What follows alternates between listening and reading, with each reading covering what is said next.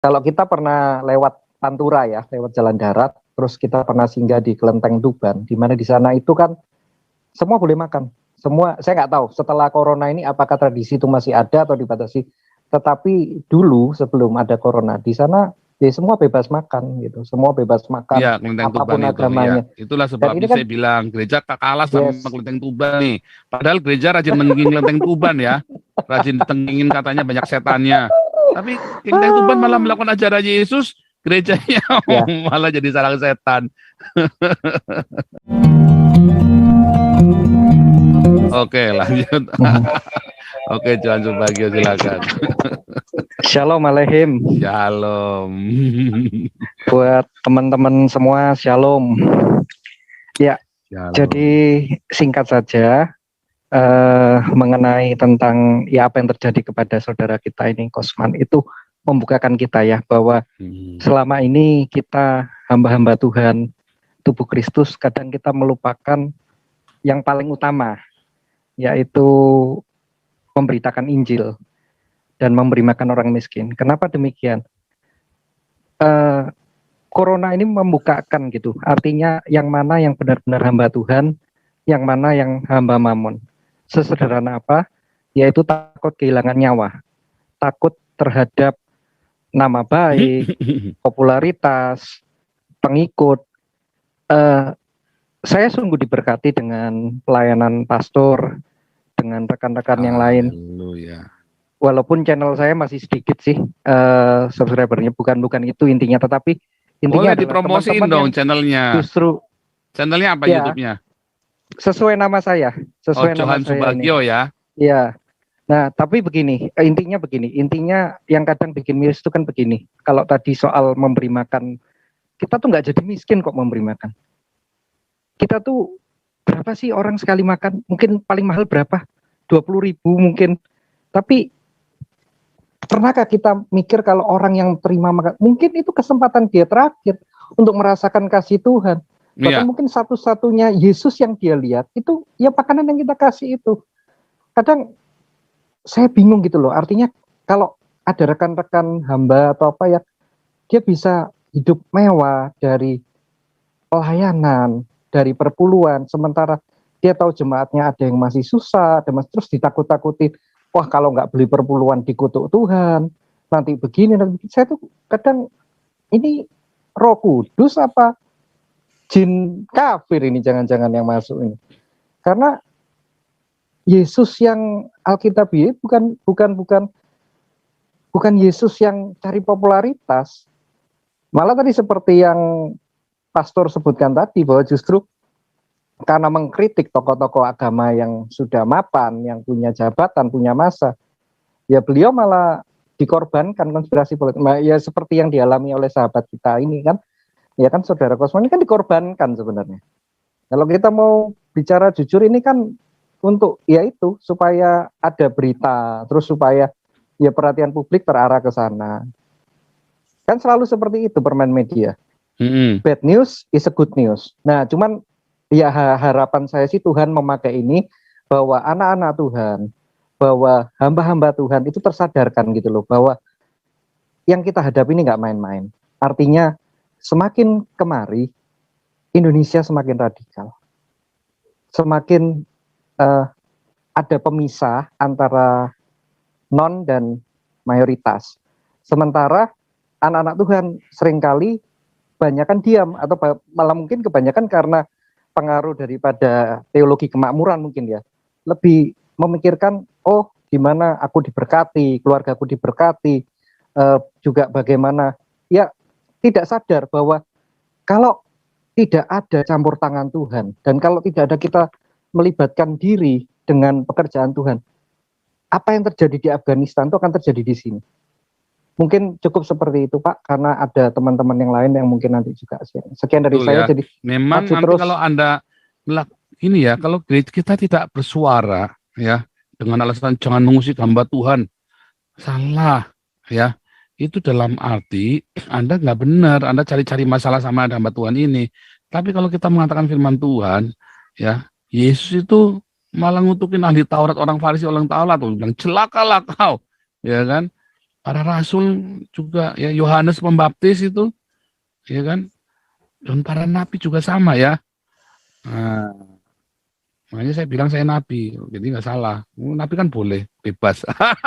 Ya, karena kalau kita artikan ya arti nabi adalah sebagai penyampai suara kebenaran. Iya, Ya karena kalau nggak ada Bapak, nggak ada kawan-kawan Kristuber yang berani menyampaikan topik ini kan topik yang betul. banyak mimbar gereja, mimbar persekutuan doa, manapun seringkali takut kan gitu untuk menyampaikan. Ya kita juga harus angkat topi ya, khususnya mungkin seperti sahabat Pak Saifuddin Ibrahim yang juga membayar dengan harga yang mahal. Ya, Ya kan Pak Kosman dan saudara-saudara yang lain.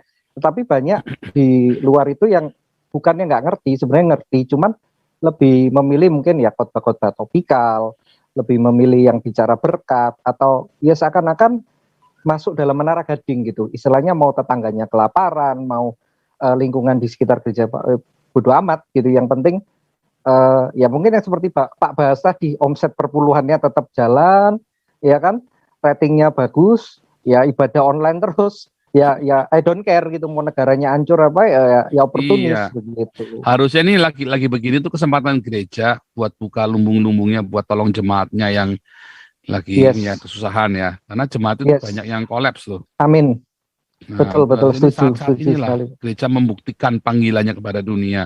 Masalahnya kan nggak mau gereja jadi omongin begini kan malah marah. Soalnya Pak Paul ngomongnya nggak dengan lemah lembut. Emang kalau dengan lemah lembut terus mau didengar? Enggak lah, tambah nggak didengar lagi lah. Masuk kiri keluar kanan. Begitu saya teriak begini kan paling enggak kan Gilbert buka dapur umum. Minimum lah, walaupun belum sebanyak kita lah. Ya kan? Tapi kan yang Ya penting tapi kan udah kan mau. sedihnya kan itu Pak, sedihnya kan ya bukanya sih buka, tapi ujung-ujungnya begitu di channelnya langsung muncul nomor rekening kan gitu. Nah Kadang kan itu ya ya. nyumbangnya Nomor siapa rekeningnya Gilbert ya kan. lagi ya. Nah Nomor ini kan rekeningnya dia lagi tuh, Pak. istilahnya kan gini nih, istilahnya kan ini otokritik ya kan. Kemarin siapa tuh yang bela-bela KPK begini tidak boleh korupsi ya. Tapi kan kadang kita sendiri di hadapan Tuhan korupsi. Ya, Minimal kita korupsi waktu. ya, Iya kan? Kalau kita mau jujur ya semua milik kita 100% milik Tuhan. ya. Ya kan kalau orang bicara perpuluhan ya nggak fair juga. Emang lu pikir Tuhan itu petugas pajak gitu? Cuman ini terus. Ya, nafas kita juga punya Tuhan, tetapi ya balik lagi. Ketika kita mau berefleksi jujur, kadang memang teman-teman yang ngaku injili, ya saya pun juga injili Bapak juga. Artinya gini, kadang kan banyaknya itu wacana gitu. Artinya bagus, mungkin udah bikin seminar KKR transformasi Indonesia. Oh lawatan Tuhan, Indonesia dimenangkan ya. Tapi itu cuma wacana, cuma ilusi mungkin kenyataan. Karena ya kalau bicara jujur, mau ke depannya Tuhan ini seperti apa di Indonesia? Ya saya bisa katakan, kalau ini tidak ada intervensi Tuhan, tidak ada umat yang merendahkan diri, seperti di Yeremia 29, Ya. saya terlalu khawatir. Ke depan ini Indonistan. Apa yang terjadi di Kabul, peristiwa yang di bandara itu bisa terulang di sini. Bisa terulang di Soekarno-Hatta. Kalau tidak dihentikan, cepat atau lambat. Karena ini kenyataan gitu. Demografi, sosiologi sudah membuktikan semua. Bahkan kalau mungkin rekan-rekan ingat, kalau saya nggak salah 2017, bom gereja di Surabaya, itu kan bukti. Lah yang sono kan nggak lihat, lu mau Protestan, mau Reform, mau Injili, mau Katolik, pokoknya bayangan mereka Kristen, kafir, udah halal darah. Nah itu.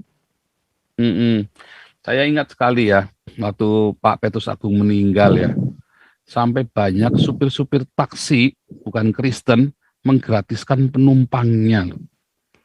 Saya nggak lagi cerita pengkultusan Petrus Agung, enggak, tapi saya lagi cerita bagaimana dampak kasih yang nyata itu. Iya benar, betul. Kepada orang-orang di sekelilingnya.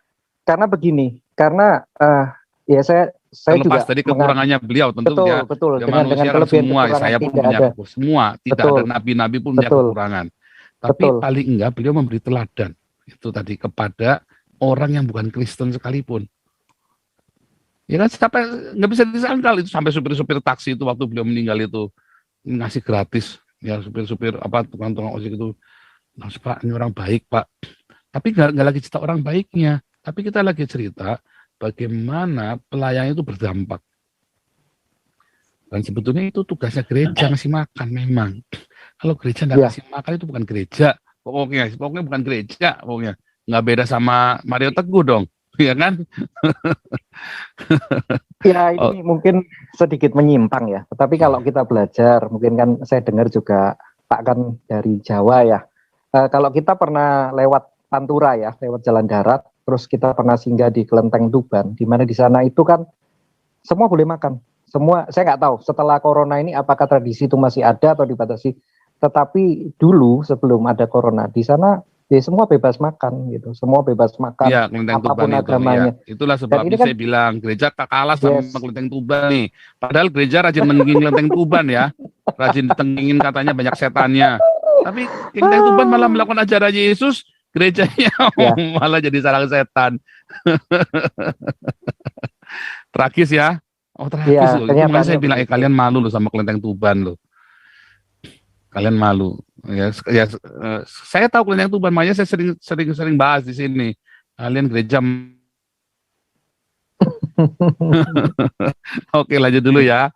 Ini kali Ya, soli saya terima kasih dulu. Pak. Silakan. Tuhan berkati. Ya, God bless you, Pak Johan.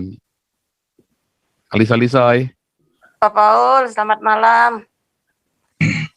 Pak Paul, itu Daud tadi itu sering masuk doa fajar. Iya. Sekali itu sekali waktu dia menghina-hina Pak Paul, saya marahin itu. Ya, jadi saya nggak yakin dia itu Kristen. Kan masa nggak tahu doa fajar itu apa saat teduh? Itu kan saat teduh. Nggak pernah saat teduh kali, makanya.